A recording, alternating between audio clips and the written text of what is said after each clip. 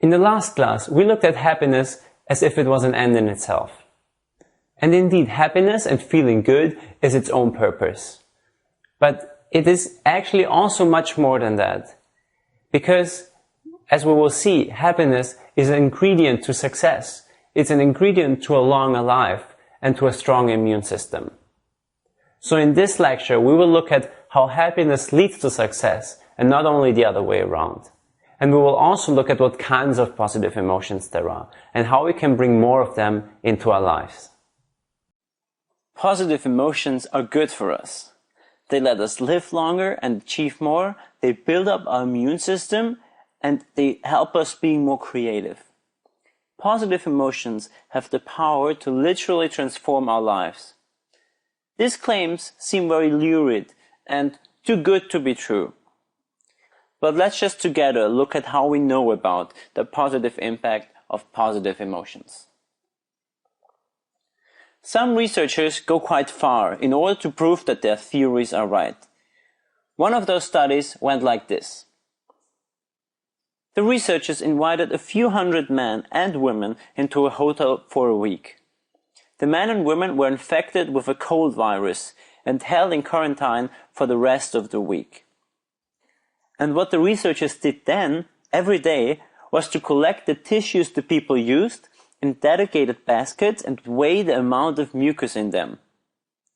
Well, you can say that these psychologists went out of their way to see what happened.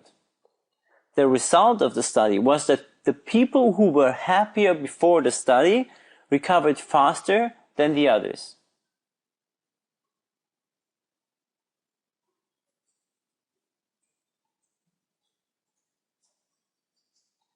This is quite bulletproof proof for the power of positive emotions and for the effect of positive emotions on our immune system. Probably the most influential and mind-blowing study that's ever been done demonstrating the power of positive emotions involved nuns. It started about 80 years ago in the 1930s. Back then, a number of nuns were asked to write autobiographical sketches about themselves. That was just before they entered into the convent. And then, about 70 years later, psychologists went back to these diary entries and analyzed them. They wanted to find out if what these 20-year-old nuns wrote in their diaries could predict how the rest of their lives turned out. In particular, they were interested in predictors of longevity. First, they looked at how complex the sentences were, an indicator for their intelligence. They also looked at where the nuns lived. And then they looked at how much they expressed their beliefs in God, measuring their devoutness. It turned out that none of these factors had an impact on how long the nuns went on to live. But there was one factor which did have an impact, a very significant impact. The nuns, whose journal entries had more positive content, lived nearly 10 years longer than the nuns whose entries were more negative or neutral. In particular, the researchers went on and compared the most positive 20% with the most negative 20%. And here's the difference. Here you can see how the researchers compared the happiest and the unhappiest group of the nuns. More than 90% of the happiest group of nuns were still alive at the age of 85. And at the age of 94, more than 50%.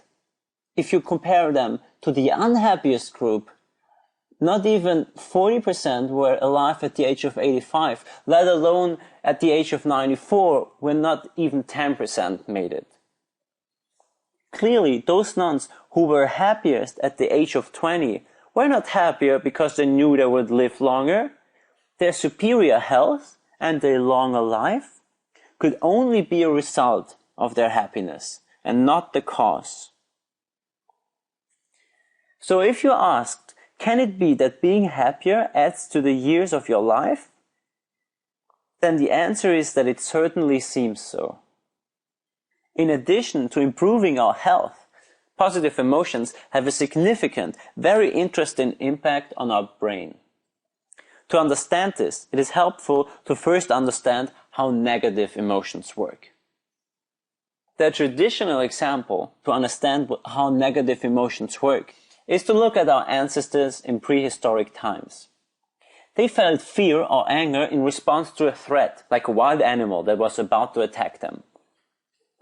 This triggered what we call the fight or flight or freeze response, responsible for our survival at times of danger. In these situations, the brain had only 3 options to choose from. First, they could fight the animal. And secondly, they could try to run away as fast as possible. And the third, which is not here on the slide because it's much less talked about in research and in general, is that they could pretend to be dead. That would be freezing.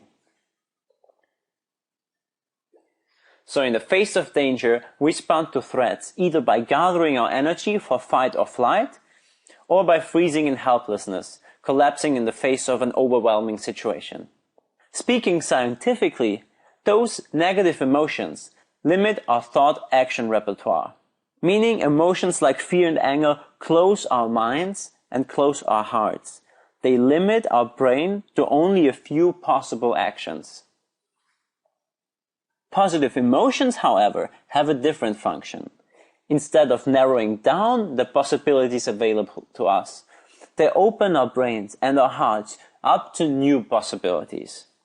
This is explained by a very famous theory called broaden and build theory. Positive emotions broaden our mind. They help us be more creative and think outside the box.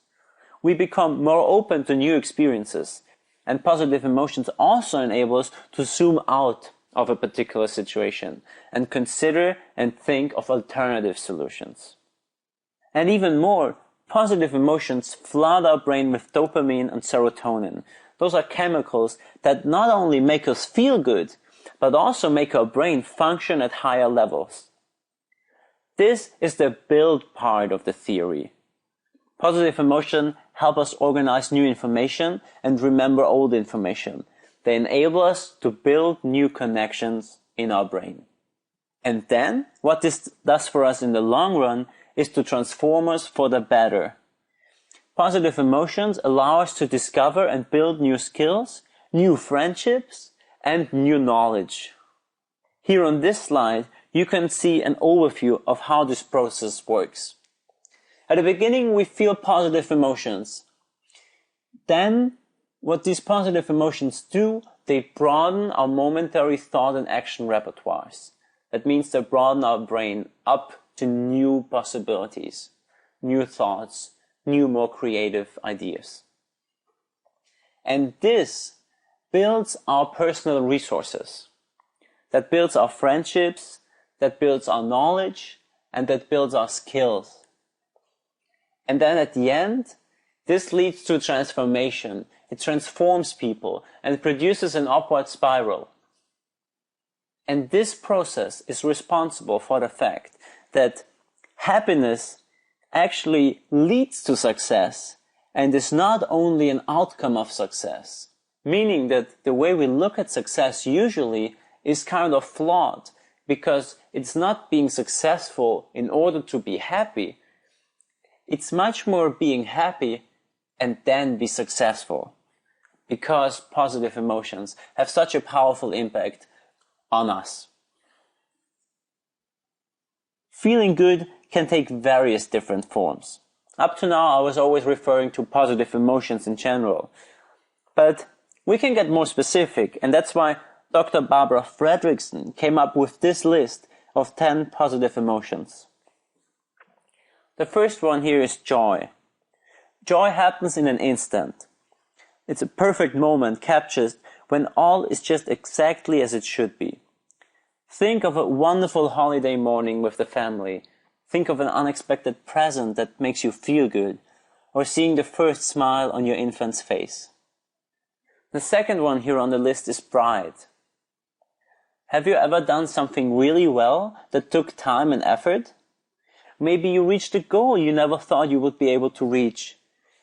If so, then pat yourself on the back and be proud of it. Stand back and take a deep breath and let it in, because you earned it. The third one here on this list is interest. Interest is a state that calls our attention to something new that inspires or fascinates us. Like a shiny new toy or something that captures our imagination, interest is alive and it's invigorating. Interest wakes us up and leaves us wanting more. Love encompasses all of those emotions that you see here and is experienced if we share one of these emotions with another person. When we experience love, our bodies are flooded with feel-good hormones that reduce our stress and even lengthen our life. The next on the list is serenity.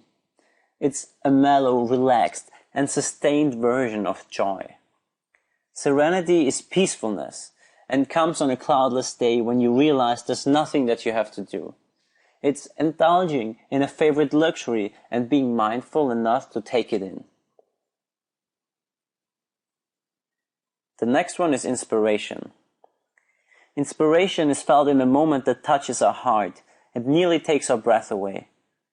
Ask yourself, what are the things in your life that inspire you?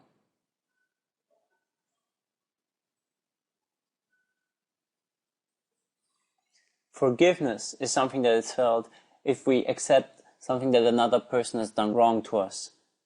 It is the positive emotion that we feel if we forgive another person. Awe is when you feel overwhelmed by greatness.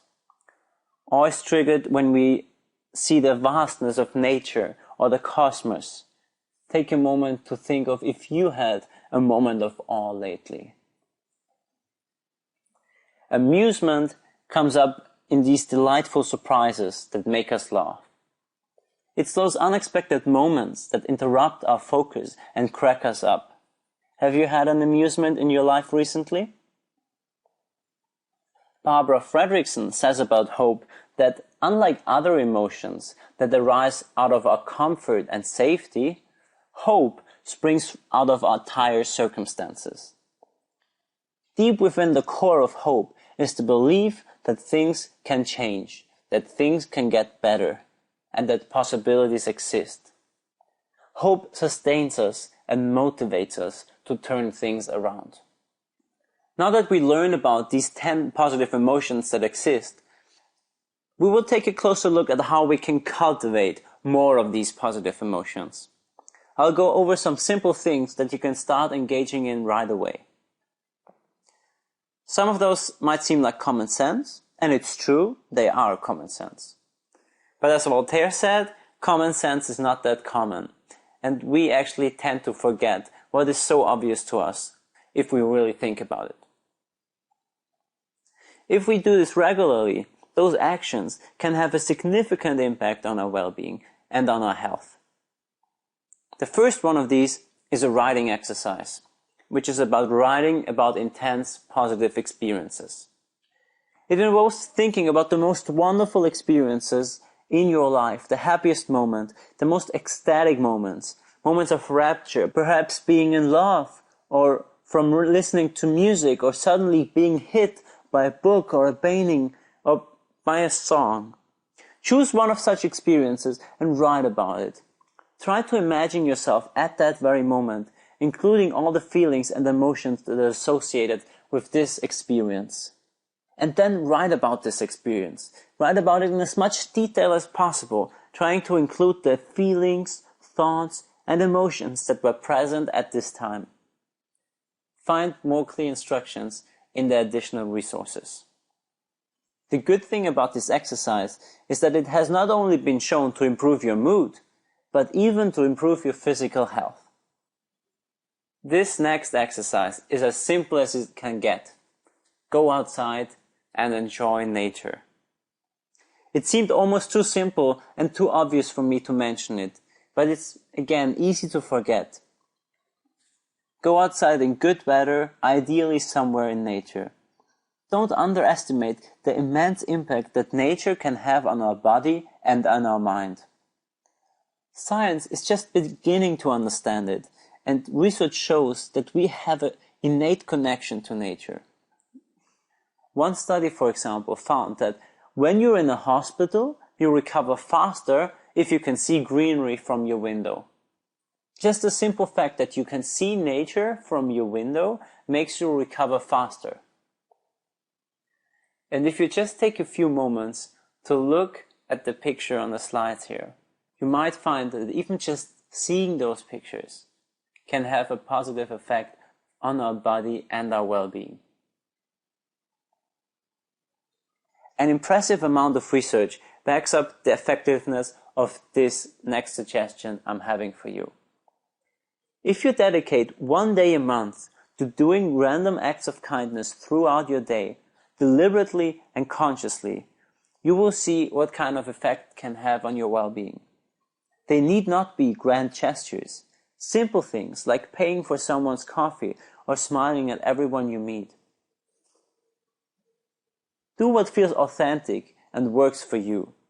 Kindness is linked to increased feelings of fulfillment and pleasure, and research has shown that it's also good for our heart and can even slow our aging process.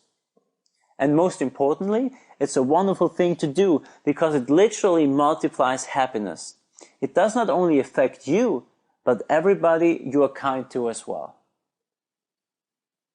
If we really want to make use of this course, we have to understand how we can best change our behavior. Because the goal of this course is to make sustainable long-term change, and not just change for a few days or maybe a few weeks only. In the first part of the lecture, we will answer the question of if it is at all possible to bring about long-term sustainable change, and we will look at the underlying mechanisms there. We will learn about neuroplasticity and how London cab drivers and sea gypsies have revolutionized our understanding of the brain. By understanding how our brain works, we will see how we can gradually transform it. And then, in the second part of this lecture, we will see that even though change is certainly possible, it is also hard. And that relying solely on willpower is mostly a flawed strategy. The key lies in building positive habits, and we'll spend the rest of the lecture looking at how we can build those habits. It has long been thought that our brain and who we are is fixed after our infancy. That means that no matter what we do, the brain essentially stays the same. You were born with certain types of genes. You maybe had some early childhood experiences that still had an effect on you, but that was it.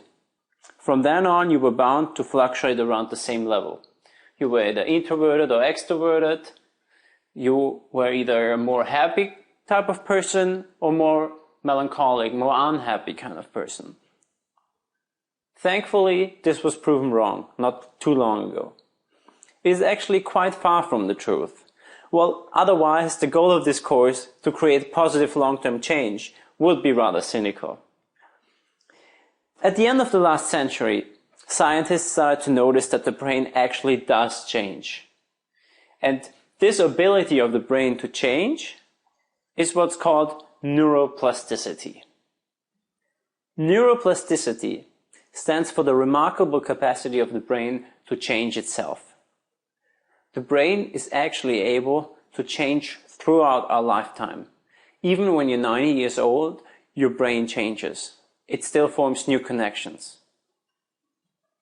One of the famous groundbreaking studies that showed scientists that the brain actually does change throughout life was the London cab driver study. For everybody who has ever been to London, it is quite clear that it's a hard to navigate city. London cab drivers famously have to take a navigational test before they are permitted to cab around in London. Every black cab driver in central London has to have what's called the knowledge, a memorized map of the capital, including 25,000 streets and thousands of landmarks. It's a brutal learning process that can take 3 to 4 years to complete with a final test. So when researchers looked at the spatial memory parts in the cab drivers' brains, they found that these parts are significantly larger than the ones of normal people. What this implied was previously unimaginable. that the spatial part of the brain can grow as a result of the many hours studying the map of London. But the brain can do even more. Sea gypsies, for example, are nomadic people who live in a cluster of tropical islands. They spend most of their lives in boats on the open sea, and they can see clearly underwater in great depths because they learn to control the shape of their lenses and the size of their pupils. Most of us normal people can't do that, and pupil adjustment has been considered to be a fixed, innate reflex. However, in a study, Swedish children were able to learn this trick. Their brains responded to the training. This is mind-blowing. Researchers all of a sudden began to realize that our brain is actually much more powerful than we thought for such a long time. It is actually able to change itself constantly. Let's see how the brain works. This is inside our brain. Here we see a picture showing a neuron and its many pathways leading away from it to other neurons. There are about 100 trillion neurons, 100 trillion connections in the brain. Some are thin and some are much thicker. You can also see this in this picture here. And every time we do something or think something, a specific pattern of neuron fires. And every time a specific pattern of neurons fires, the connections grow. A great example to think about it is thinking of a stream. Just like a stream, every time water passes, the stream gets a little bit wider. And the more water passes, meaning the more often a new neural connection is made, the wider the stream grows.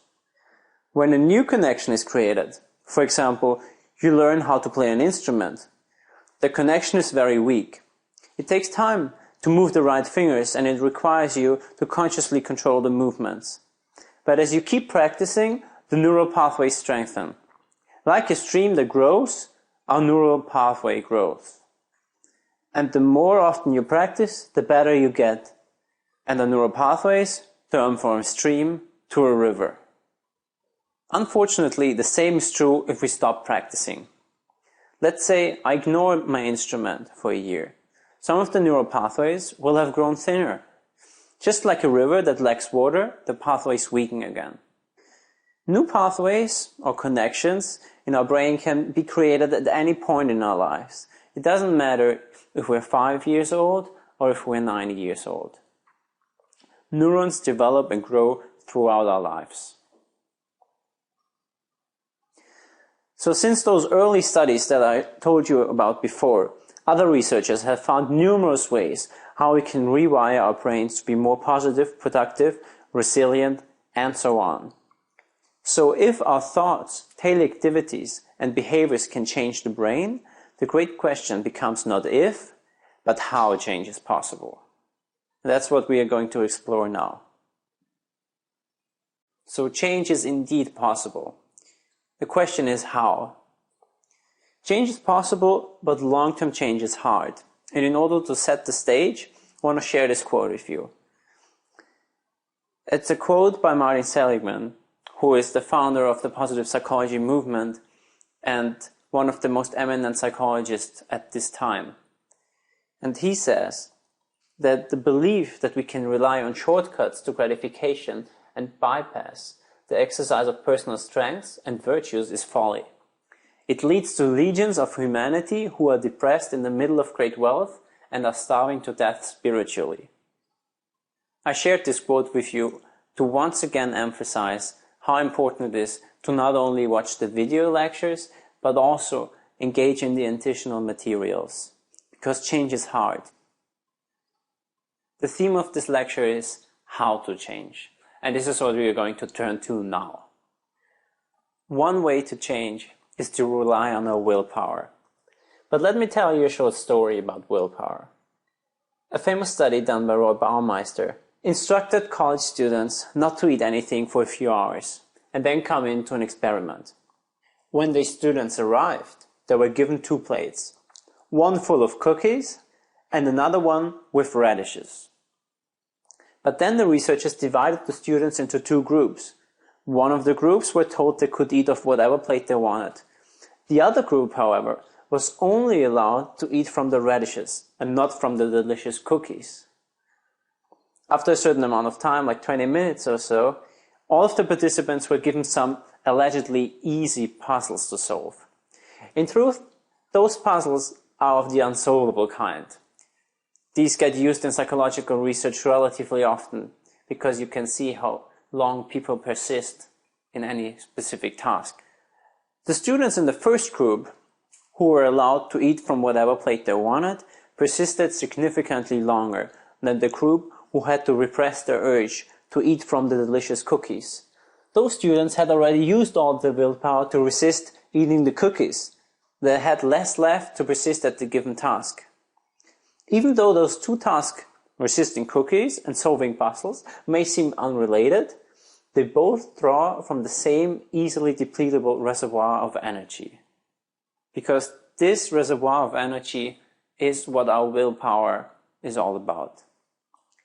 Luhr and Schwartz say that the limitation of conscious will and discipline are rooted in the fact that every demand on our self-control all draw on the same small, easily depleted reservoir of energy. What we learn from this is that relying on our willpower alone to make changes is not ideal.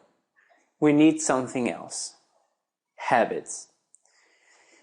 In fact, we need lasting habits.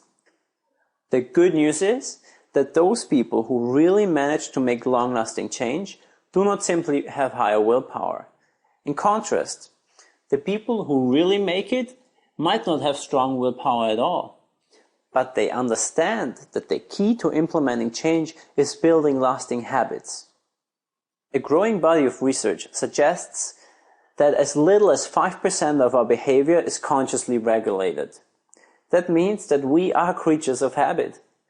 As much as 95% of what we do occurs automatically, without us even thinking about it. Most of us already have many habits in place, often outside our conscious awareness.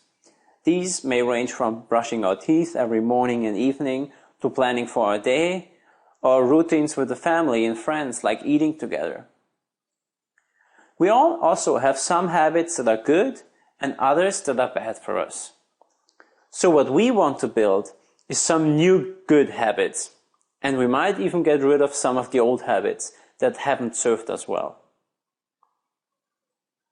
So how then do we build new habits? Keep in mind these 4 key elements. We need specific behavior and time. We need one change at a time. We want to lower our activation energy. We want to keep the why, our reasons in mind. We'll look at them in more detail now. In the resources, you can find a worksheet, a template for an action plan to create effective change. It's a tool to put into action those 4 elements in a systematic manner. The first of those points were specific timing and precise behavior. That means if we want to build a new habit, we have to say very precisely when and what we want to do. To illustrate the importance of specifying what, when, and where we want to implement a new behavior, we'll take another look at research. In a study to increase compliance in a fitness program for non-exercising college students, researchers went and wanted college students who did not do any sports to participate in the fitness program. Their first attempt was to give them data about how exercise would significantly reduce their risk to all kinds of diseases. The participation in the program increased from 29 to 39%.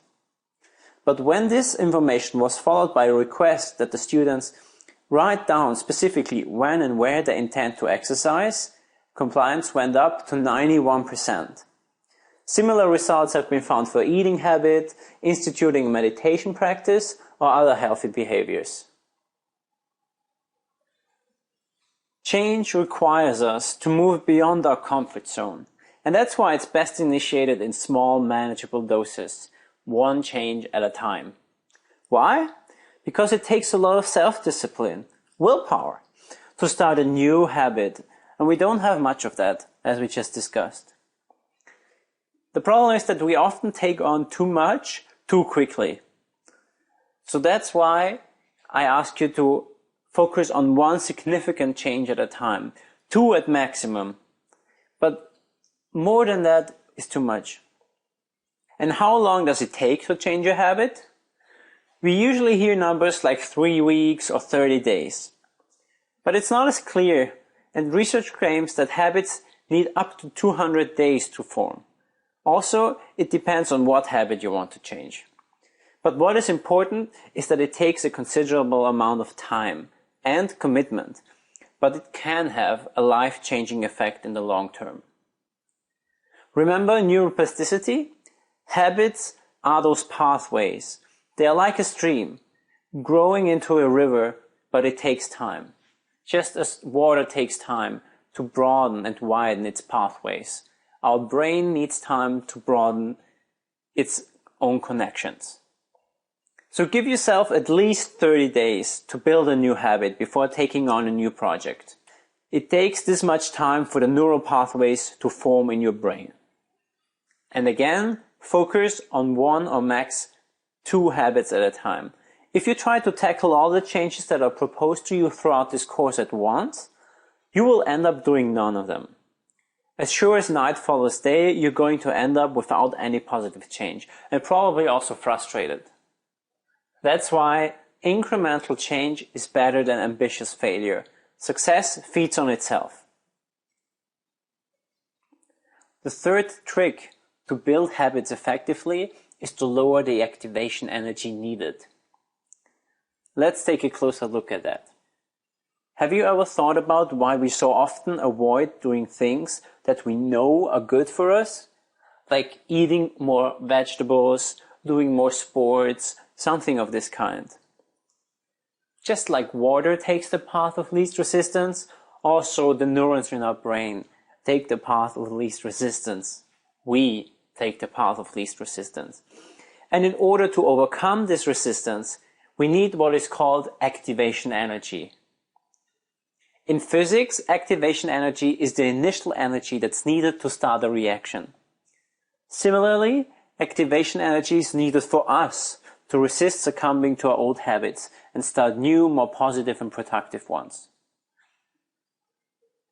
So if we want to create new habits, let's lower the activation energy for habits that we want to adopt and raise it for those habits that we don't want to or that we want to avoid. Let me give you an example. Let's say you want to start writing a journal every night. Put a journal or a piece of paper and a pen right on your bedside table.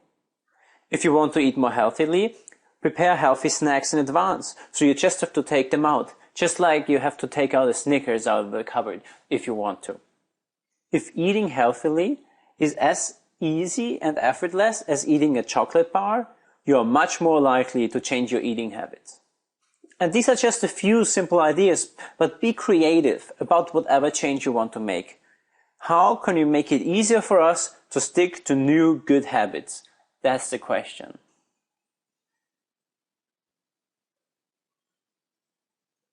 The fourth way to ensure that your habits are effective and that they work is to keep your why in mind. This why refers to the purpose, the reasons why you're doing something. Having a purpose and understanding why you're doing something is a powerful source to drive you. And the most powerful sources of purpose are positive rather than negative. A negative source of purpose is defensive and deficit-based. This means it's based on a threat, on a physical or psychological threat. When we feel our security or our survival at stake, emotions such as fear, anger, and even hatred can be a powerful source of energy. The problem is the cost. Negative emotions drain our energy and prompt the release of hormones that are toxic to our systems if they remain for a longer time. Purpose, fueled by the feeling of deficit, also narrows our attention and limits our possibilities. By contrast, when we are able to move from the inner experience of threat to one of a challenge, we introduce a whole new range of possibilities in our lives. Rather than reacting to fear, we can focus on what is really meaningful and precious to us. I want to refer you again to the broaden and build theory, where we talked about how positive emotions broaden our mind and build our resources. Very often, having a positive or a negative purpose is simply about how we frame our goals. For example, are we working out to avoid becoming unattractive and overweight? Or do we do it because we strive to be fit and healthy? To be more able to do other tasks or to work towards a sports competition? The difference in our attitudes can be huge simply by having a positive purpose. In addition to a positive purpose, we also want to have an intrinsic purpose. The difference between intrinsic and extrinsic purpose is just as huge as the difference between positive and negative purpose. Are we doing what we do in order to please others, or in order to get something that we feel we don't have enough of, like money or power or social status, or maybe even love? Or do we do these things because we ourselves feel that they are valuable? Clarifying purpose takes time. Quiet, uninterrupted time, which is something that many of us feel we simply don't have anymore. But if we want to live a fulfilled life that's devoted to things that really matter to us deep down, we have to realize that the only way is to spend time now on questions of meaning and purpose. And for this, I want to present you a wonderful way to connect to our deepest values and our life goals. It's about finding your legacy. You have more detailed instructions in your additional materials, but I will still go over them now because it's so important. Unfortunately, it is easy to lose sight of the things that are most important to us. It seems crazy, but it's true. How often do we overreact to a family member, get angry at someone we love, or lie to somebody we really care about?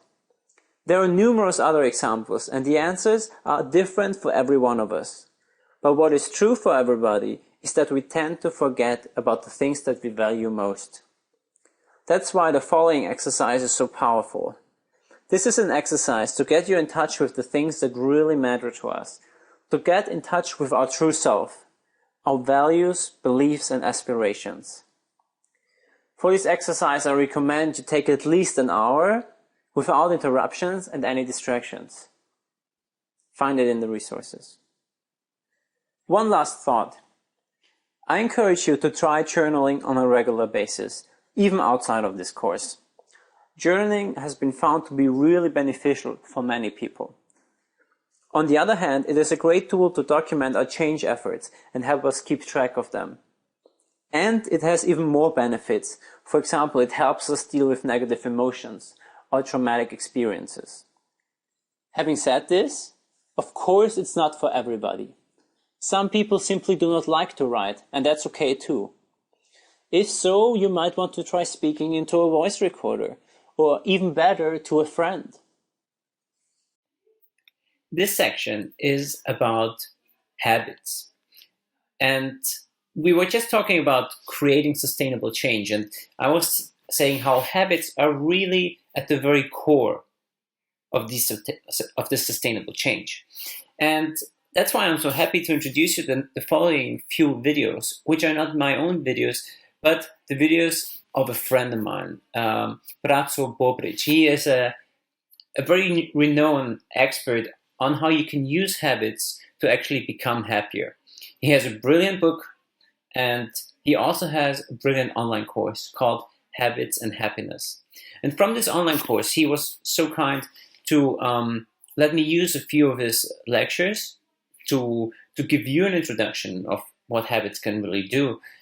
And also, and that's what I think is the most exciting thing of all, he gave me a coupon code that you can use to actually get his course much cheaper.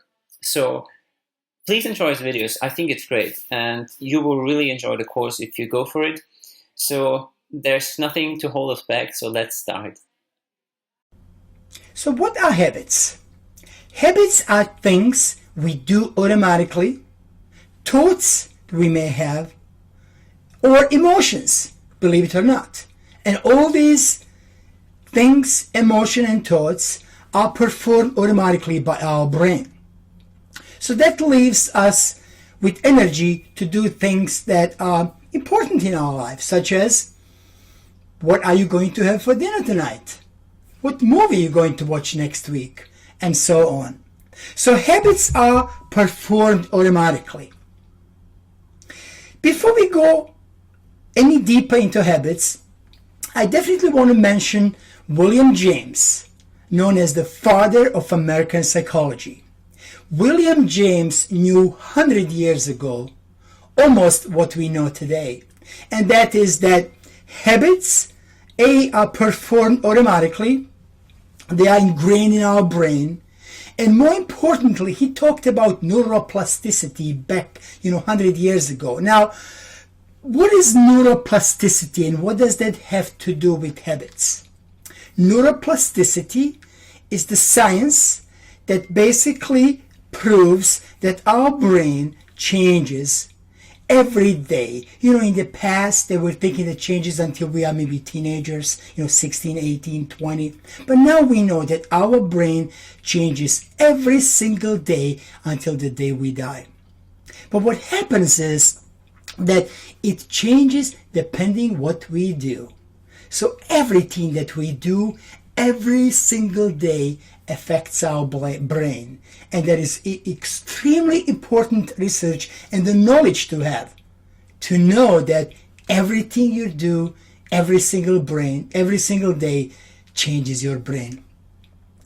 Just to share a little bit habit story with you, a couple of years ago, I really wasn't in a good shape.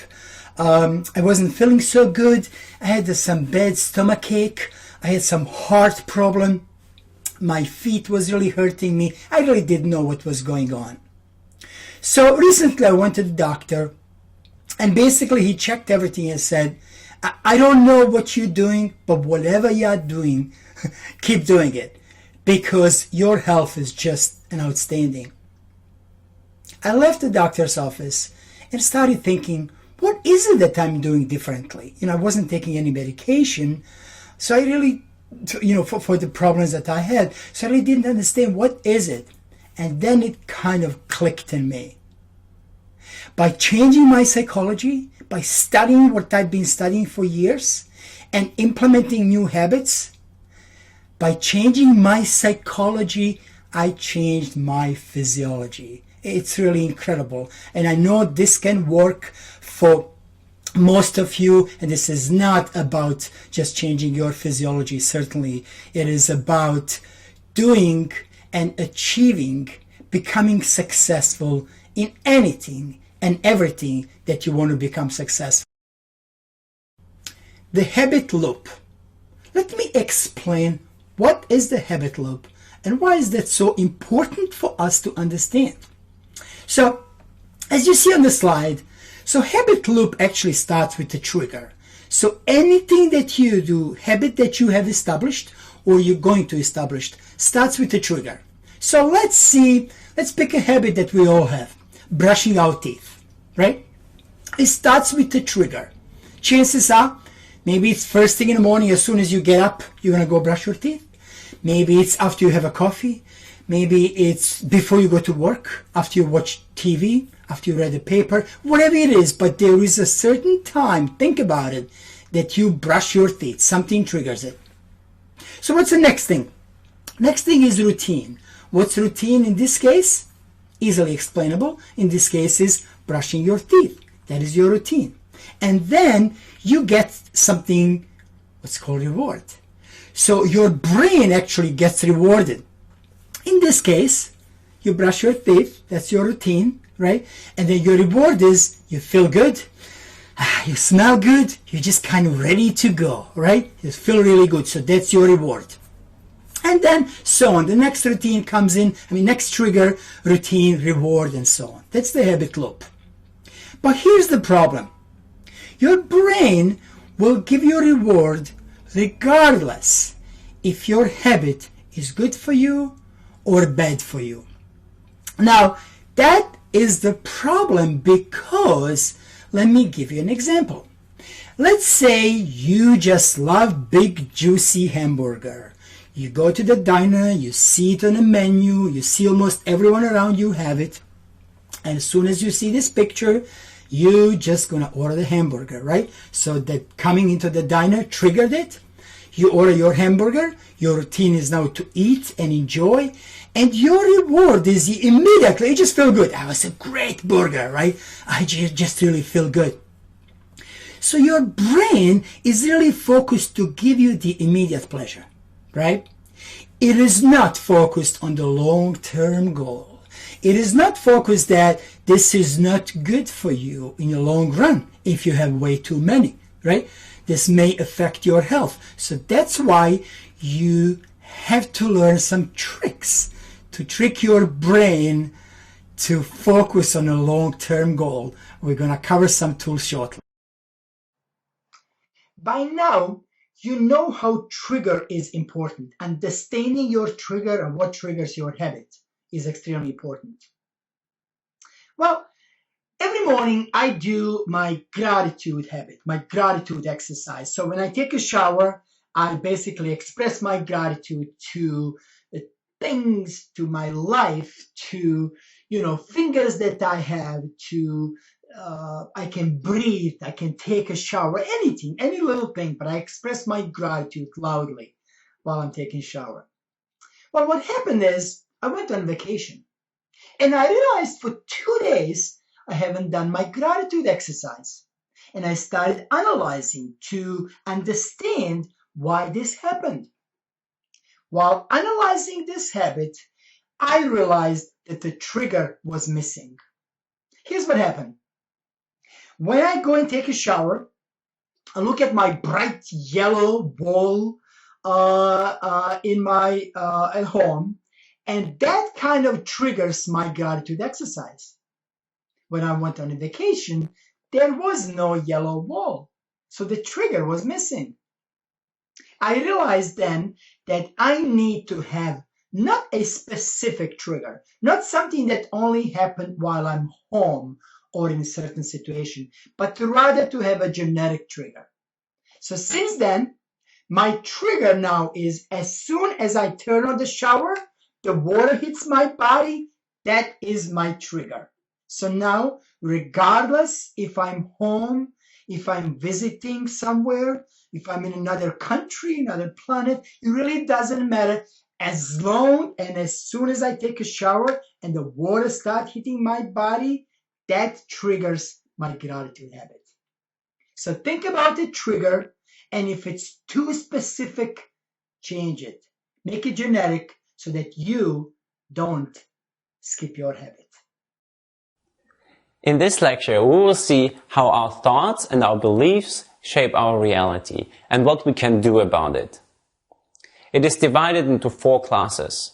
In the first, we will talk about how science shows us that focusing more on what works and what is going well helps us to counter our inherent negativity bias. We'll see how placing more focus on the positive rather than the negative is not being detached from reality, but it's seeing reality from a more useful angle. And then we'll finish this first class by looking at the power of being grateful for what we have. In the second class, we look at self-fulfilling prophecies and optimistic mindsets. We will see how our beliefs about ourselves shape the way who we are and who we become. And in the third and fourth class, we will understand how we can go about changing these mindsets and how we can benefit from that. Take a look at this beautiful piece of art. This is Julian Beaver, who is an artist painting 3D paintings in the streets. It's a fascinating picture, and the camera captured it perfectly. But it looked at the painting from a particular perspective, and there are many other ways to look at it too. This, for example. From this perspective, it doesn't at all look like the beautiful drawing that we just saw. It looks distorted. In this case, our perspective determines how we see the world. What can be beautiful from one angle can be totally different from another. The same is true for the perspective we take on the events and situations in our lives. We usually look at situation and interpret what other people say or do according to our own set of past experiences, culture, faith, and values. All of those help us to form our beliefs about ourselves and about others and about the world in general. Our minds are constantly trying to make sense of our world, forming judgments and opinions about every situation, event, and interaction. It is as though we are looking at the world through distorted or colored lenses. And everyone has their own personal prescription or color of their glasses. It turns out that these glasses have a very powerful impact on our thoughts and our well-being. In fact, Ed Diener, who I already quoted before, one of the leading happiness researchers in the world, said that it appears that the way people perceive the world is much more important to happiness than objective circumstances. This quote sums up decades of research on happiness, and in essence it means that if we know a person's job, their marital status, and even the state of their bank account, we still only know very little about how happy he or she is. What we need to know is if a person is a benefit finder or a fault finder. That means if a person focuses more on the positive or on the negative. The benefit and the fault finder are two archetypes that have been introduced by Tal Ben-Shahar, who taught positive psychology at the University of Harvard a few years ago. And these two archetypes capture in many ways how we can create our reality, how our perspective creates our reality. Let's take a look at the first one, the fault finder. A fault finder always focuses on things that don't work, on problems and things that are not going well. Thoreau says that the fault finder will find faults even in paradise. The problem here is that we tend to take our perceptions of the world for the reality. And fault finders really believe that the unfavorable reality is out there, independent of what we think or feel. For a fault finder, no matter what they do, they always end up with a careless partner or a miserable job. No matter where they look, things always seem to go wrong for them. The typical example is looking at the glass as half empty. But there is also a way of looking at the glass as half full. And this is what the benefit finder does. The benefit finder focuses on the positive, focuses on what works. A benefit finder sees the things that are going well, and he sees the strengths of others rather than their weaknesses and their faults. A great example is Nelson Mandela. He spent 27 years captured by an oppressive regime. And when he was asked, after he came out of prison, how he was able to come out of prison with such an open, loving heart, his response was that, well, he said, it has been a great tragedy to spend the best years of my life in prison. But only because I was in prison for 27 years, I was able to transform myself and my thinking. Because prison gave me the time to sit down and think, and that's something that you usually do not have in our normal life. So even after 27 years in prison, he was able to look at the positive side of his being captured. And this is a perfect example for the difference between a benefit finder and the fault finder. In the resources, I added a link to a video about the oldest Holocaust survivor who is still alive. And this old lady exemplifies in a remarkable way what it means to be a benefit finder. I very strongly encourage you to take a look. It's really breathtaking. So to round up this distinction between the benefit and the fault finder, I want to once again stress that nobody is absolutely one extreme or the other.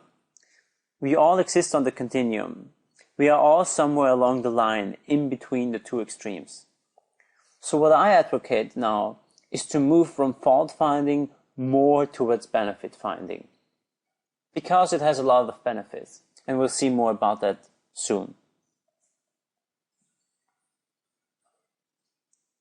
When it comes to benefit and fault finding, we humans have an inherent disadvantage that has been given to us by evolution. It is called the negativity bias. What this means is that we unconsciously seek out negative information and are also more affected by this negative information.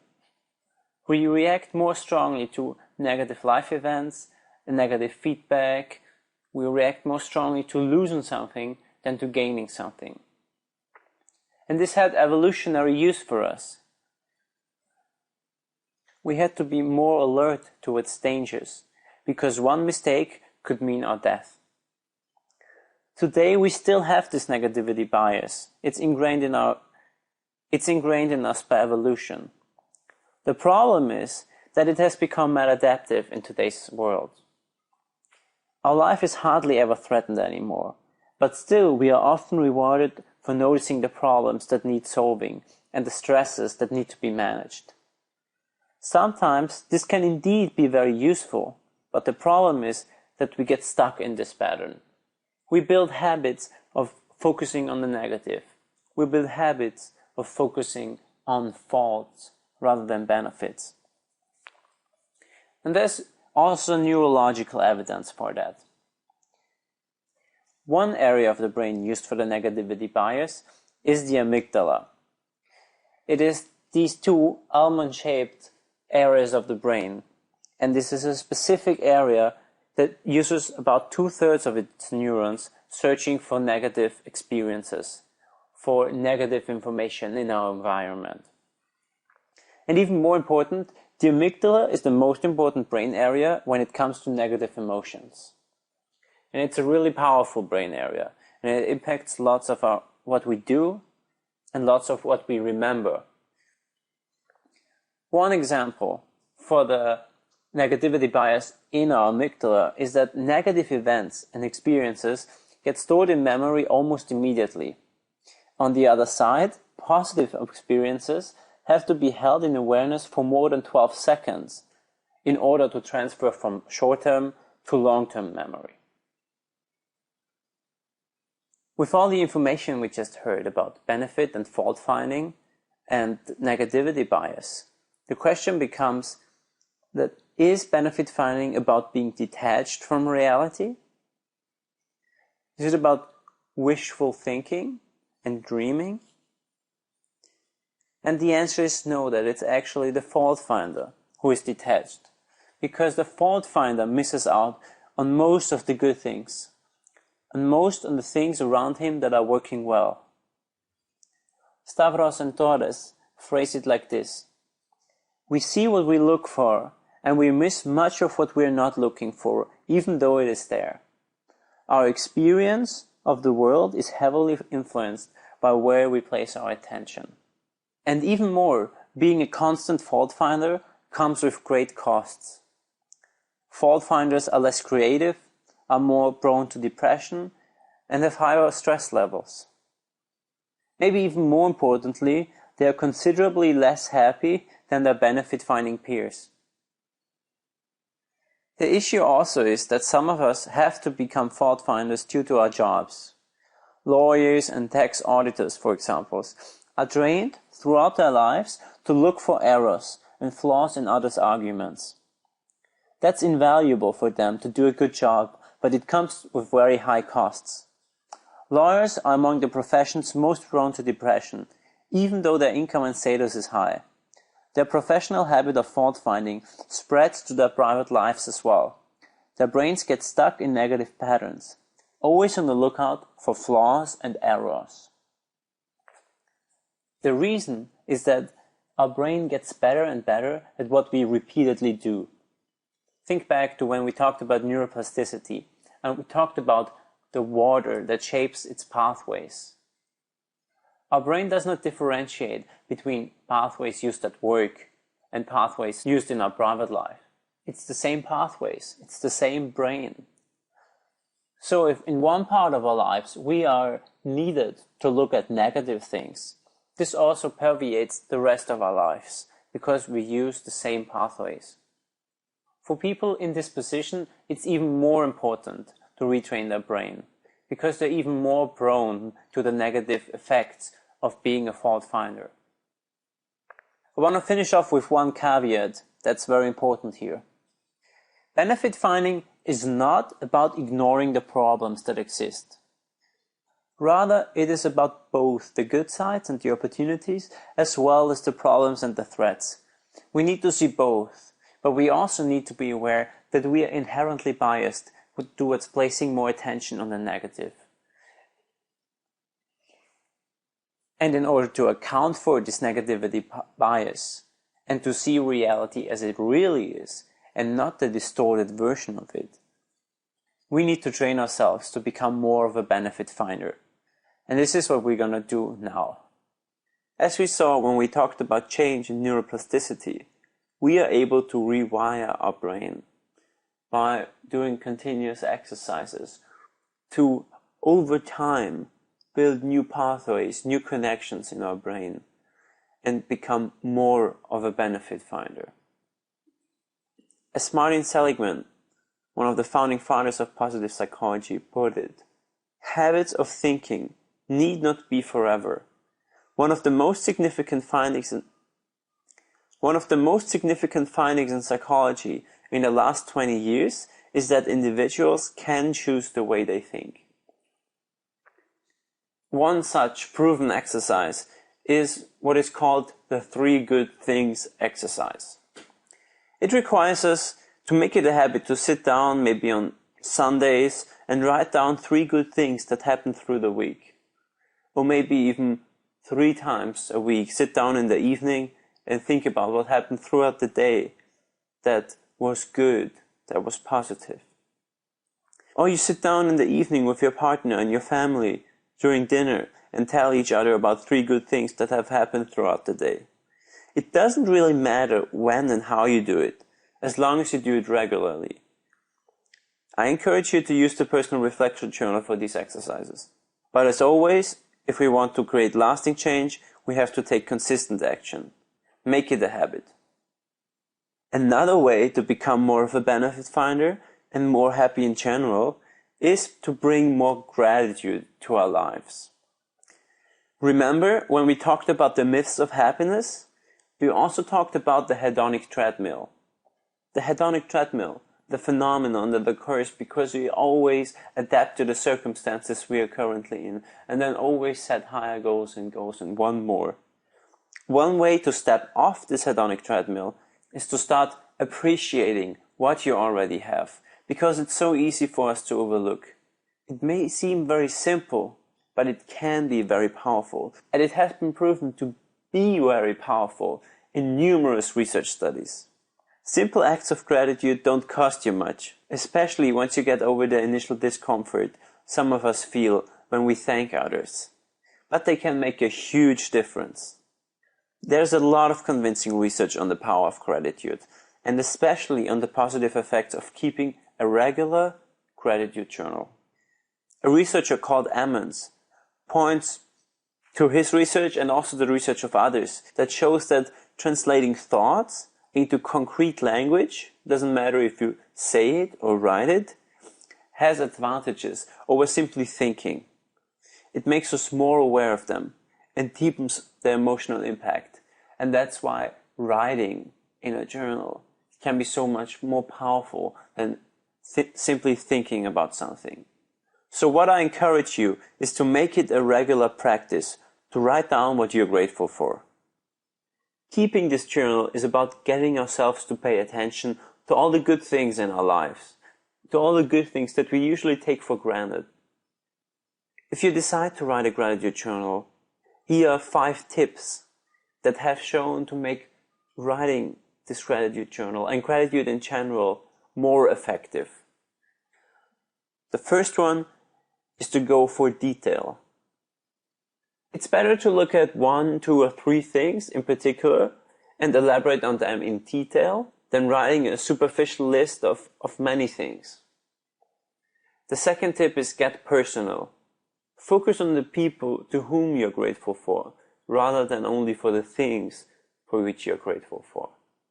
Another very effective way to stimulate gratitude is to reflect on your life and how it would be different without certain things, without certain blessings. For example, what if I didn't have my loving wife or husband? Or what if I didn't have this comfortable bed? The fourth one is to try and record events that were unexpected and surprising, because these elicit stronger feelings of gratitude. And the fifth one, I already mentioned before, is don't overdo it. Writing occasionally has been shown to be beneficial, but writing every day makes us adapt to gratitude. So we are also able to adapt to gratitude. So that's why we don't want to overdo it. Do it once a week, maybe twice a week, and see how it fits into your life and how you like it. Of course, there is no right way to do it. And you don't need to buy a fancy personal journal to record your entries, or worry about spelling or grammar. The important thing is to establish the habit of paying attention to gratitude-inspiring events. Another thing that you can try is to share your gratitude. This can be very powerful. When you're thankful for something that another person did for you, share your gratitude with them. Let them know what they did for you and that you're grateful for it, and maybe even why you appreciate it. You can write them an email or simply call them, or even do it in person. By sharing your gratitude, it's not only you who benefit from it, but also the people you're grateful for. It is a powerful way to also affect the people around you in a positive way. Let me round up this lecture. The essence of what we talked here is that our thoughts create our world. Where we place our attention on matters. We have the choice to place our attention on what is good or what is bad. And this, in turn, creates our reality. And we can break out of this. There are exercises that help us cultivate being more of a benefit finder, help us cultivate to look more on the bright side and not neglect it. This session is called Beliefs as Self-Fulfilling Prophecies and the Optimistic Mindset. In the last section, we looked at how our thoughts shape our subjective reality, our feelings, and how we can perceive the same thing from different perspectives. But our thoughts not only change our individual, subjective reality, but they can even change the objective reality. I will tell you how. Some decades ago, psychology regarded optimism with some suspicion. It was anxious that it could encourage a fool's paradise approach to life. The fear was that we humans wouldn't be equipped to face life's challenges and hardships if we lived with our heads in the clouds, deluding ourselves that life was a bed of roses. Early works considered optimism naivety or denial, and in the 1970s, optimism was even considered a psychological deficit. And then Robert Rosenthal came along. Robert Rosenthal became famous because of his landmark study in psychology. What he did was he went into random schools and had all the pupils take a test to find the students with the highest potential. Then he went ahead and told the teachers about the students who were most likely to make significant progress through this year. The actual test was a regular IQ test, and in reality, the high potential students were picked completely randomly. That means the outcome of this test was fake. The teachers were not allowed to tell the pupils or anybody else, and they were not given any additional instructions. After a year, the researchers went back to the school and looked how the students were doing. And what Robert Rosenthal found when he came back after this year were pretty much mind-blowing results. Those students who had been randomly labeled high potentials improved not only their grades, but also their IQ levels, even in the long term, and significantly more than their peers. IQ was up till then something that most people thought of as something that's fixed, something that we are born with. And they were able to improve it just because their teachers believed them to improve. And here's the explanation for this. The teachers' beliefs were self-fulfilling prophecies.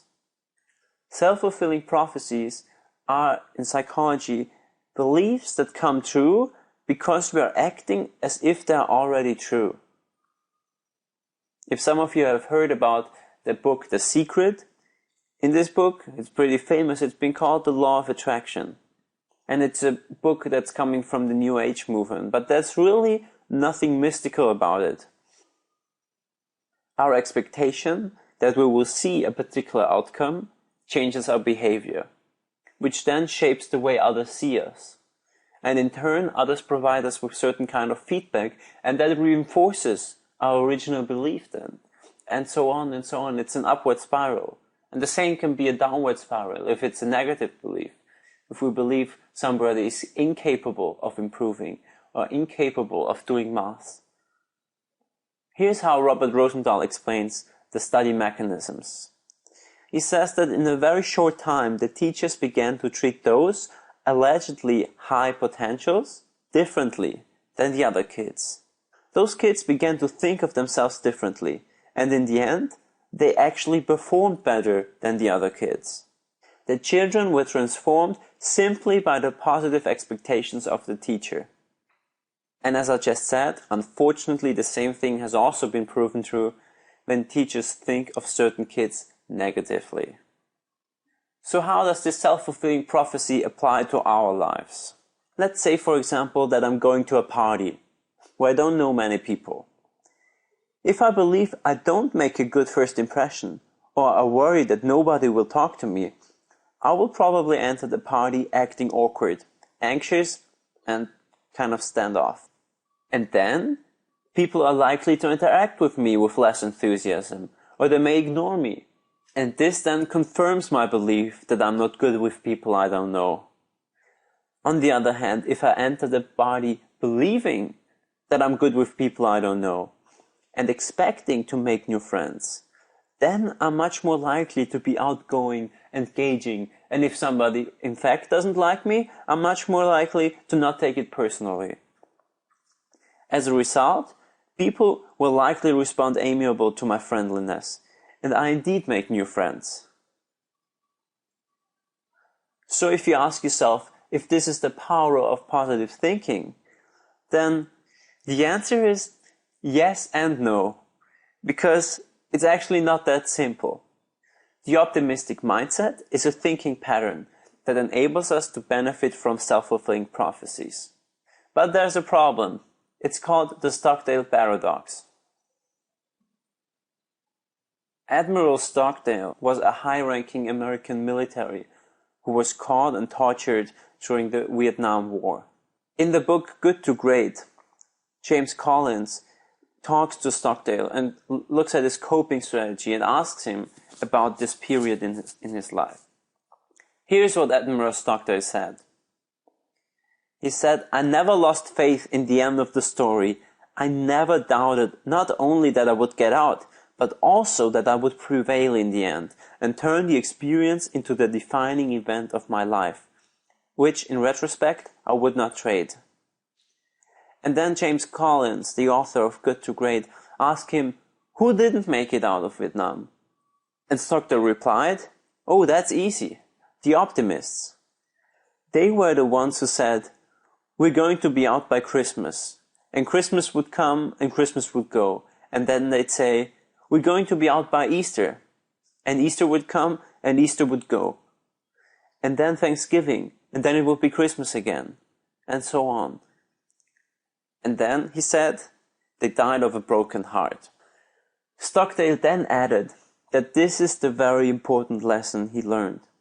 You must never confuse faith that you will prevail in the end, which you can never afford to lose, with the discipline to confront the most brutal facts of your current reality, whatever they might be.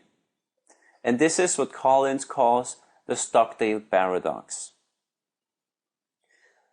Abraham Maslow, one of the main humanistic psychologists, said the same thing. he said that false optimism sooner or later means He said that false optimism sooner or later means disillusionment, anger, and hopelessness. It is important that our beliefs are grounded in reality, just as Maslow and Stockdale said. Clearly, blind optimism that's detached from reality, has to be avoided, and it's not beneficial. But practical optimism that's grounded in reality and its benefits are now widely established in psychology in general. The question then becomes, well, when should I use the optimistic mindset? And here's when. If you're in an achievement situation, use optimism, like getting a promotion or selling something, writing a difficult report, or winning a game. Secondly, if you're concerned about how you will feel in the future, use optimism.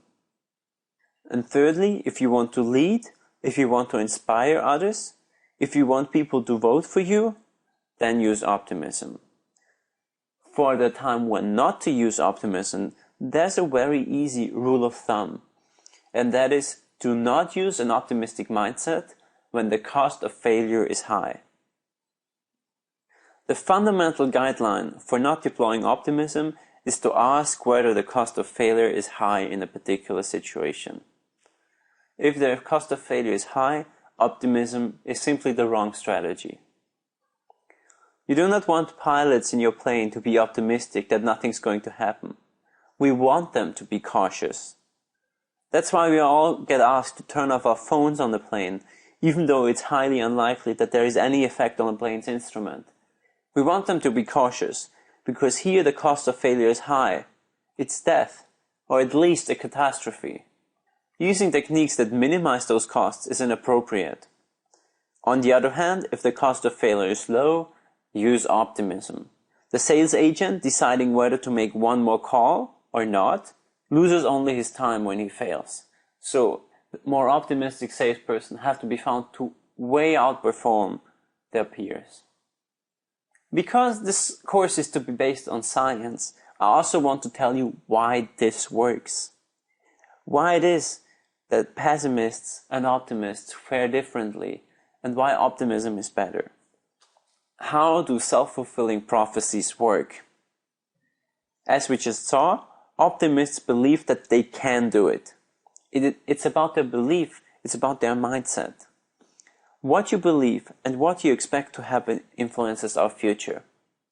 The first explanation is that those people are more motivated. They have higher motivation. Ask yourself, in which situations are you more motivated? When you're confident or when you're less confident? Most certainly, your motivation is higher if you feel confident about succeeding. When you feel more confident, you set more challenging goals and you are higher motivated to reach those goals.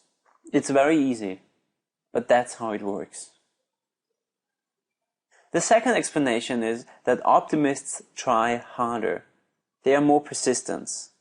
They expect good things to happen, so they don't give up easily when they face setbacks. Remember what Admiral Stockdale said?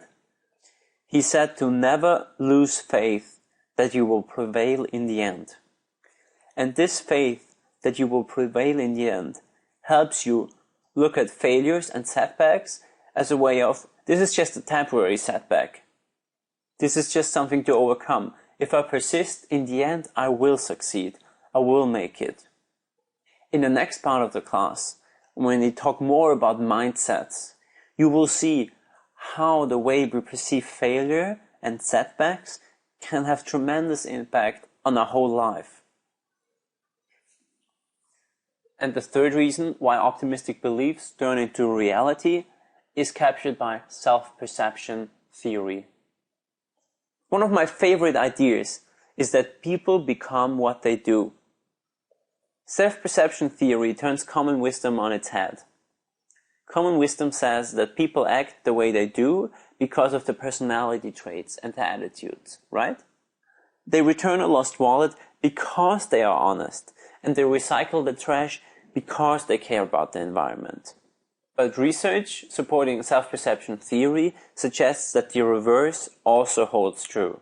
If we return a lost wallet, we see ourselves returning it, and we see ourselves as honest people. That means, if we track the recycling bin to the trash, we infer that we really care about the environment. We unconsciously look at our behavior to figure out who we are. This is one of my favorite ideas in psychology. It's the idea that people become what they do. They become what they do because they look at their behavior and think, ooh, I must be this kind of person. So somebody who recycles the trash, you look at yourself, you look at your behavior and think, I must be a person who cares about the environment. I must be an honest person because I just returned this wallet. Obviously, we hardly ever think these thoughts consciously. These are unconscious mechanisms. But that is also why they are so powerful. So for these three reasons, we are higher motivated, we are more persistent, and we learn about ourselves by looking at our behavior. This is how self-fulfilling prophecies and the optimistic beliefs that we hold become our reality. The last class in this series is changing our mindsets by changing our behavior. This is the ultimate strategy. It is important to understand how our mindset affects our behavior, and we discussed this extensively in the last lecture. But ultimately, we have to change our behavior to reap the benefits of self-fulfilling prophecies, the optimistic mindset, and the growth mindset. As we saw when we looked at self-perception theory, there is one main strategy to become a more successful person: changing our behavior. We have to put ourselves on the line and leave our famous comfort zone. The idea of the comfort zone goes back to one of the classic experiments in psychology. More than 100 years ago, in 1908, two psychologists discovered that when they had mice running in a maze and giving them mild electrical shocks, they were faster to complete the maze. But when the shocks became too strong, the rats just randomly ran into every direction trying to escape. The lesson learned from this experiment is that increasing stress and arousal could help focus motivation and attention on the task, but only up to a certain point. The same has been found true for humans. If we are in a state of relative comfort, we perform at a steady level. But in order to maximize our performance and grow, we need a state of relative anxiety, a space where our stress levels are slightly higher than normal. This space is called optimal anxiety, or growth zone, and it's just outside our comfort zone. Too much anxiety and we're too stressed to be productive, and our performance drops sharply. Let me give you an example. Back in school, we used to be nervous before exams. But if we got too nervous, that would cause problems. An optimal level of nervousness and stress can help us focus on the test and remember the information that we studied better. But too much test anxiety can have us have a blackout and we don't remember anything. This would be the panic zone. Where we want to be is the growth zone. And when we are in the growth zone, we will see that over time we are expanding our comfort zone. And the goal is to reach that optimum level so that our skills increase and we become comfortable with this new level of anxiety. Then we're in the expanded comfort zone. You'll see that as you challenge yourself, your comfort zone adjusts, and what was difficult before becomes more easier as you repeat it. And as we get more used to those feelings of, let's call it, productive discomfort, it won't be so scary to try new things in the future. Of course, there are things we can do that help us step out of our comfort zone. The first thing to remember is to take one step at a time. Start small. The change process doesn't happen in one step, but in many, many small steps. You do one thing different in the right direction, And that's what behaviorists call successive approximations. One step leads to another. With each step you take, you perceive yourself as someone who does go outside your comfort zone. Remember about self-perception theory. We learn about ourselves by looking at our behavior. So if we step outside of our comfort zone, we perceive ourselves as a person who steps outside of our comfort zone. And we infer, oh, I must be a person who does this kind of things. So when you move into your growth zone by trying something new and you don't, well, die, it's kind of reinforcing. It's reassuring. It's encouraging. It might even help you to get in your growth zone the next time, and the next, and the next, and the next, and the next. Here I also want to remind you of neuroplasticity. When we get outside of our comfort zone, we start creating new pathways in our brain. And those pathways or connections grow stronger only over time. As we continue to go outside our comfort zone, these pathways are reinforced and these connections grow. What else can we do to make leaving our comfort zone easier? One such help is finding a role model. Because one thing we know is that people don't attempt to achieve something unless they believe it can be done. We know that people are much more likely to attempt to do things if they've seen that someone like them can do it. First, we need to know that something can be done. And then we need to know that we can do it. And role models can help us with both of these points. They are the obvious proof that some things can be done. And when you then go and bring the right mindset to your life, then you are ready to grow beyond what you could have imagined before. Speaking of the right mindset, we also have to learn to fail. Please keep in mind there is no foolproof recipe for success. That doesn't exist. And failures and setbacks will inevitably occur if we really try and move out of our comfort zone. The key is to bring a growth mindset to these failures. Seeing failures as part of the learning process. Seeing failures as learning from them, as sources of information. We will take a closer look at how to learn to fail in the last section when we talk about dealing with the negatives. We will learn how to reframe failures and how to handle them effectively. And last but not least, if you really don't feel ready yet to go outside of your comfort zone, you can try to visualize it. Visualization can be a great tool. In psychology research, it's often called mental imagery, and it's used a lot in sports. It has been proven that people can improve performance through visualizing their actions, because action and imagination often activate the same parts of our brain. When we need to learn a new physical skill, mental practice of this skill can produce the same physical changes in our motor system as the physical practice. Your brain simply doesn't know the difference. For example, researchers looked at the brains of weightlifters. They found that the patterns in their brain that are activated when they lifted hundreds of pounds were almost the same patterns as when they only imagined it. Research showed that mental practices can be almost as effective as true physical exercise, and that doing both is more effective than doing either of them. A great study done in this area brought in two groups of people. One of the groups were instructed to go to the gym. They carried out real workouts in the gym, and the other group carried out virtual workouts in their heads. The researchers found that the group who went to the gym had 30% muscle increase. And the group of people who only imagined that they were doing weight training had muscle increase almost half as much, about 15%. And this remained like this for the next 3 months. So simply by imagining that you're doing weightlifting, your muscles grow.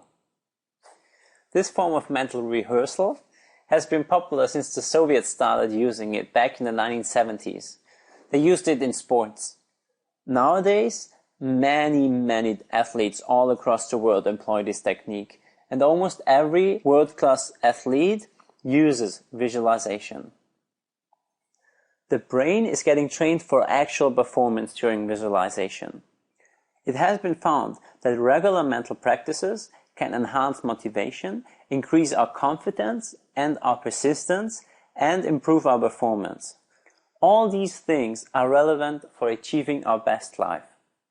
And in order for you to do this, I want to introduce you to a practice called Best Possible Self. It's a writing exercise, and for this exercise, you need about 20 minutes a day for 4 days. But this is again flexible, and you can do it as you please. Think about your life in the future. Imagine that everything has gone as well as it possibly could. You have worked hard and you succeeded at accomplishing all your life's goals. Think of this as the realization of all your life dreams. Think about all the aspects of your life, your home, work, relationships, leisure activities, etc., etc. Now, write about what you imagined. And before we end this lecture, I want to finish off with a final sentence. Remember that in the end it always comes down to our actions. Visualization can be a helpful tool, but in the end we have to take action. In this class, we look at how we can change mindsets by changing the beliefs about ourselves. Let's look at what different mindsets there are, what different mindsets people have, so that we then can go and change them. Let's first look at how we view intelligence. What do you think about this statement? Do you think it's true or not? You can learn new things, but you can't really change your basic intelligence. Again, do you think this is true, or do you think this is actually something that's not true and intelligence can be changed? If you think intelligence is fixed, then it most certainly is. It will be fixed for you. But if you think that intelligence is in fact something that you can change and that you can build up by putting effort in it and studying and learning, then you are able to increase your intelligence. This is just another version of the self-fulfilling prophecy we talked in the last class. But also, this points us towards the two different mindsets that we can have towards intelligence. One is a fixed mindset, and the other one is a growth mindset. We will take a closer look at this in turn, but let's finish off this example first. I want to prove to you that in fact, intelligence is malleable. And for this I'll share with you a quote by Alfred Binet. He's the inventor of the IQ test. He said back then in the 1920s, when he invented the IQ test, that a few modern philosophers assert that an individual's intelligence is a fixed quantity, a quantity which cannot be increased. We must protest and react against this brutal pessimism.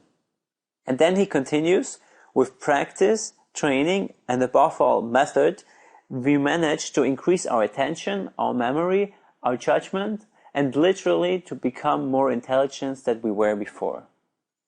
In fact, the whole IQ test was invented to identify those kids who were currently not benefiting from the school system and help them become better. Or let's take another look at something that most of us think of as something that's given to us by birth that we either can or cannot do. Drawing. Some people seem to naturally draw well, others seem to draw poorly. So what about drawing skills? Can you draw? Do you think you could ever draw like this? As it turns out, drawing is not a magical ability that only very few of us have, and that is given to us by birth. Take a look at these examples. These before and after drawings were drawn by the same person only 5 days later. They went through a drawing course of 5 days, and that's the difference. Here, another version. Just think about this for a second. Drawing, something that people usually think is something that we either can do or cannot do, is so changeable with only 5 days of drawing training. This is the difference that it makes. That's incredible. But it's not only me and science who say that, but also one of the most famous painters of all time, Vincent van Gogh. He said, if you hear a voice within you say, you cannot paint, then by all means paint, and the voice will be silenced. He already knew what psychologists had to find out 100 years later. These two examples, intelligence and our artistic ability, lead us to an overall understanding of that there are two different mindsets to look at things. You can easily replace intelligence or artistic ability by musicality, creativity, the athletic type, or maybe some business understanding, some intuition. All these things can be looked at from two different angles, with a fixed or with a growth mindset. These two mindsets are underlying belief that we have about our qualities and even about our personalities. Let's look at the fixed mindset first. If you have a fixed mindset towards something, you believe that the qualities you have are carved in stone. Success is not about learning, but about showing talent. What you do is about winning, and not about developing and learning. People with growth mindset, on the other side, see their qualities as things that they can develop through much dedication and through effort. They believe that with experience, effort, and engagement, people can grow. The underlying understanding is that we all differ in talents, but these talents can be developed, no matter how much initial talent you have. People with a fixed mindset tend to think, I'm not athletic, I'm not good at maths, or I just can't lose weight. If you have a growth mindset, on the other hand, you think thoughts like this. If I don't try, I fail automatically. Or if you just experience the setback, you think, I'll have to work a little bit harder next time. And the reaction towards failure is, what can I learn from this mistake? Now here's why mindset matters. Our mindsets matter because they affect how we think of effort and how we respond to failure. When we are faced with failure or a challenge, people with a fixed mindset do not pay attention to learning information. They get depressed more easily. They underrepresent past successes and focus on their failures. Most importantly, they look at effort as a reflection of low talent. That means that if you have a fixed mindset, hard work means I don't get it, I'm unintelligent, I'm not natural at this. Effort means that we lack the ability, that we lack the talent. If you have a growth mindset, however, you have an understanding that it is the effort that makes success come. It is trying harder when we face a setback. And because we try harder, that's why we overcome difficulties. If you have a growth mindset, you see effort as a necessary part of success. And we have seen these ways of thinking with all kinds of geniuses all over history. It has actually been shown that the defining characteristic of geniuses is that they're persistent and put in extreme amounts of effort. People who are geniuses, or people who simply have a growth mindset, understand that it's all about learning and becoming better. Failure means we have to try new things. Failure means we have to put in more effort. So whereas the fixed mindset holds you back, the growth mindset propels you forward. Again, we can see how our own mindsets become self-fulfilling prophecies. And because it makes such a huge difference, I invite you to take this time out here with me. Take this time out and identify an area in your life where you have a fixed mindset. Where does it usually occur? And has it served you well? You can find more in the resources, but But pause here and think about it for a second.